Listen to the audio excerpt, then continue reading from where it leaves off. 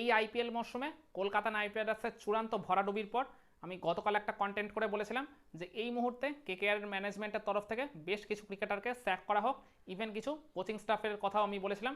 9জন ক্রিকেটারের নাম বোধহয় আমি সম্ভবত বলেছিলাম, আর 3জন কোচিং স্টাফকে ওই জায়গায় বরখাস্ত করতে বলেছিলাম যে এরা যদি পরের মরশুমেও দলের অংশ হয়ে থাকে তাহলে পরের বারেও কিন্তু কেকেআরের এরকম হতশ্রী পারফরমেন্স হওয়া থেকে কেউ আটকাতে পারবে না।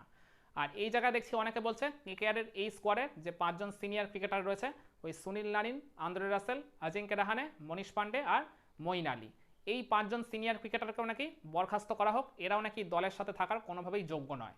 কারণ মানে মূলত যারা আর কি কথাগুলো বলছে সবারই আর কি এটাই দাবি যে টি-20টা যেহেতু তরুণদের খেলা, আর এই 5 ক্রিকেটারেরই বয়স হয়ে গেছে 35+, সেই কারণে এই মডার্ন ডে টি-20 ক্রিকেটের সাথে এরা কোনোভাবেই মানানসই নয়। সেই কারণে তারাও মানে পরের মরশুমে কলকাতা নাইট রাইডার্সের অংশ হিসেবে এই 5 ক্রিকেটারকে আর দেখতে চাইছে না। কিন্তু তাদের সাথে আমি একটু ভিন্ন মত পোষণ করে এই জায়গায় আজকের এই কন্টেন্টে একটু আর কি আলাদা কিছু কথা আপনাদেরকে বলতে চাই। মানে দেখুন, এই 5জন ক্রিকেটারের মধ্যে সুনীল নারিন আর আন্দ্রে রাসেল, এই দুই ক্যারিবীয় ক্রিকেটার কিন্তু কেকেআরের টিমের হয়ে আর কি মানে এক যুগেরও বেশি সময় কাটিয়ে দিয়েছে। মানে এই মানে দুই ক্রিকেটারের মধ্যে সুনীল নারিন তো 3টা শিরোপা জয়েরই আর কি অংশ ছিলেন, আন্দ্রে রাসেলও 2টা ট্রফি জয়ের অংশ ছিলেন। মানে তারা কেকেআরের টিমের হয়ে আর কি বহু চড়াই উতরাই দেখেছেন। ইভেন মানে তাদের মানে যখন প্রাইম ফর্ম ছিল বা একদম যারা পিকে ছিলেন ক্যারিয়ারে, সেই সময় তারা অনেক ফ্র্যাঞ্চাইজির থেকে বেশ লোভনীয় প্রস্তাব পেয়েছিলেন, কিন্তু সব কিছুকে তারা উপেক্ষা করে কেকেআর টিমের সাথে একেবারে বিশ্বস্ত সৈনিকের মতো শুরু থেকে শেষ পর্যন্ত থেকে গেছেন। শুধুমাত্র ওই কারণে তো আমি রাখতে বলছি না, মানে এখানে তো আর কি ওই আবেগ দিয়ে তো হবে না, এখানে তো আর কি বলতে গেলে মূলত মানে রিসেন্ট পাস্টে তাদের ফর্মটাই আর কি কথা বলবে শেষমেশ। খেয়াল করে দেখুন, গত মরশুমেও কিন্তু এরা দুর্ধর্ষ পারফর্ম করেছিলেন। সুনীল নারিন তো ব্যাট হাতে বল হাতে অবিশ্বাস্য পারফর্ম করেছিলেন, ব্যাট হাতে 400-র উপর রান করেছিলেন, বল হাতে বোধহয় 17-18টা উইকেট নিয়েছিলেন। Andre Russell at the same time গত মরশুমে তিনি 19টা উইকেট নিয়েছিলেন বল হাতে, ব্যাট হাতেও আর কি ফিনিশিংয়ের রোলটা খুব ভালোভাবে প্লে করেছিলেন। কেকেআর যে গতবার ট্রফি জিতেছিল সেটা শ্রেয়াস আয়ারের ক্যাপ্টেন্সি আর গৌতম গম্ভীরের মেন্টরিংয়ের জন্য শুধু নয়, এই মানে এক্সিস্টিং প্লেয়াররাও কিন্তু যথেষ্ট ভালো পারফর্ম করেছিল বলেই আর কি কেকেআর শিরোপাটা উঁচিয়ে ধরতে পেরেছিল। তো মানে কোনো কারণে এই মরশুমে আর কি তারা বেস্ট পারফরমেন্সটা ডেলিভার করতে পারেনি। আন্দ্রে রাসেলকে দেখে মনে হয়েছে তিনি ফিটনেসের একেবারেই আর কি মানে ঠিকঠাক পর্যায়ে ছিলেন না, যে কারণে তিনি মানে বল হাতেও খুব একটা আর কি ভালো পারফর্ম করতে পারেননি, কিংবা তাকে দিয়ে খুব একটা বলও করানো যায়নি। মাত্র 8টা উইকেট তিনি নিতে পেরেছেন।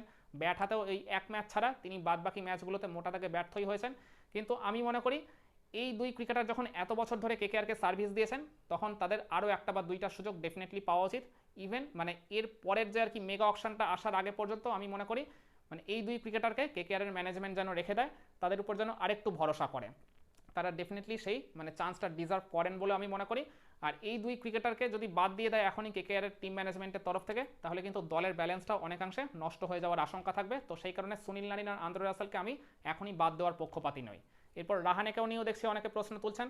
রাহানের ক্যাপ্টেন্সি নিয়েও হয়তো এবারে অনেকে প্রশ্ন মানে উঠতে পারে। এই মরশুমে তার ক্যাপ্টেন্সি অনেক জায়গার কি ল্যাকিং ছিল, কিন্তু ব্যাটার রাহানেকে নিয়ে কিন্তু আপনি খুব একটা প্রশ্ন তুলতে পারবেন না। কেকেআরের হয় এই মরশুমে তিনি কিন্তু হায়েস্ট রান গেটার ছিলেন। মানে ওই জায়গায় রাহানের যে ব্যাটিং অ্যাপ্রোচ ছিল এইবারে, সেটা কিন্তু মানে একেবারেই মডার্ন ডে টি-20 ক্রিকেটের সাপেক্ষে মানানসই বলতে পারেন। তিনি কিন্তু ওই জায়গায় বল নষ্ট করেননি, স্ট্রাইক রোটেট করতেও কোনো রকম ভুল করেননি, বড় বড় শট খেলতেও কিন্তু ওই জায়গায় কোনো রকম কার্পণ্য করেননি। সবকটাই তিনি পারফেক্টলি ডেলিভার করেছেন, কিন্তু তার ওই পার্টনারের অভাবেই বলতে পারেন মূলত তিনি নিজের ইনিংসগুলোকে বেশিরভাগ ম্যাচেই বড় করতে পারেননি। তো হোয়াট এভার ইট ইস, রাহানেকে ওই ক্যাপ্টেন্সি নিয়ে প্রশ্ন থাকলেও রাহানেকে আমি এখনই বাদ দেওয়ার পক্ষপাতী নই। কারণ রাহানেকে যদি এই মুহূর্তে কেকেআর বাদ দিয়ে দেয়, মানে পরের আইপিএলের ওই মানে রিটেনশন লিস্ট জমা দেওয়ার আগেই যদি তার নামটা সরিয়ে ফেলে, তখন মিনি অকশনে তো কেকেআর খুব বেশি প্লেয়ার কিনতে পারবে না। ওই 6 থেকে 7 জনই হয়তো কিনতে পারবে, মানে যে কজনকে তারা রিলিজ করবে সে কজনকেই হয়তো মেবি কিনতে পারবে, এরকমই একটা সিস্টেম আমি জানি। তো রাহানেকে যদি রিলিজ করে দেয় আর ওই পরবর্তীতে মিনি অকশন থেকে বাই চান্স যদি কেকেআর ভালো কোনো ক্যাপ্টেন যদি না পারচেস করতে পারে, তখন কিন্তু এই টিমকে কে নেতৃত্ব দেবে সেটা কিন্তু বড় প্রশ্নচিহ্নের মুখে পড়ে যাবে। তখন ওই আনকোরা কোনো একজন ক্রিকেটারকেই ক্যাপ্টেন বানিয়ে দিতে হবে, তখন মানে দলটা আরও আর কি যাচ্ছে তাই অবস্থা হয়ে যাবে। তো সব কিছু মিলিয়ে রাহানেকে আমি এখনই বাদ দেওয়ার পক্ষপাতী নই। আরও একটা মরশুম বা 2টা মরশুম রাহানেকে আমি কেকেআর দলের সাথে দেখতে চাইছি। মনীষ পান্ডেকে নিয়ে অনেকে প্রশ্ন তুলছে। মনীষ পান্ডেকে খেয়াল করে দেখুন, এই সিজনে তিনি মাত্র 3 ম্যাচে খেলার সুযোগ পেয়েছেন, যেখানে ভেঙ্কটেশ আয়ার থেকে শুরু করে রামানদীপ সিং চূড়ান্ত ব্যর্থ হয়ে যাওয়ার পরও তারা অনেকগুলো ম্যাচ খেলে ফেলেছেন। মানে ম্যাচের পর ম্যাচ সুযোগ পেয়েও তারা ব্যর্থ হওয়ার পর অবশেষে আর কি তাদেরকে বাদ দিয়েছিল কেকেআরের ম্যানেজমেন্ট। কিন্তু সেখানে মনীষ পান্ডে যে 3 ম্যাচে খেলার সুযোগ পেয়েছেন, সেখানে কিন্তু তিনি নিজেকে মোটা দাগে কিন্তু মানে প্রমাণই করেছেন বলতে পারেন। হ্যাঁ, সিএসকের ম্যাচটায় তিনি একটু আর কি স্লো স্ট্রাইক রেটে ব্যাটিং করেছেন, কিন্তু অন্য 2 ম্যাচে তিনি কিন্তু তার দিক থেকে সেরা পারফর্মটা করেছেন। তার বয়সটা হয়তো 35+ হয়ে গেছে ঠিকই, কিন্তু তিনি ওই এক্সিস্টিং অন্য পারফর্মারদের থেকে বেটার পারফর্ম করেছেন এই সিজনে।